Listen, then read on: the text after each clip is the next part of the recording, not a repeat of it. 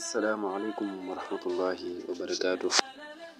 Mbokki jullit yi mbokki taalibe yi ñu ngi leen di nuyu di leen ziara di leen jox seen wàccuwaay baax di leen ñaanal jàmm ak tawfeex te di ko sàkku si yéen. Ginnaaw loolu nag mbokk mi di wax ak yéen maam Cheikh Anta Fall lañu koy wax, bokk ci membre yi Tamratul Iftar nag mu nekk kër goo xamee ni kër gu am solo la, goo xamee des koo taxawal ngir liggéeyal islaam ak tasaare xam-xam.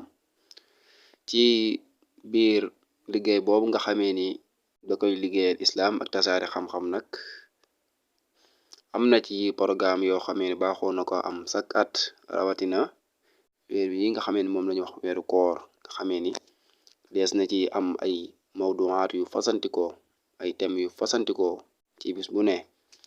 Thèmes yooyu nag mënees na ko am ci suñu groupe WhatsApp ak ci suñu seenu YouTube bii di Iftar TV, ak ci TikTok bi, Instagram bi, Facebook bi, Telegram bi.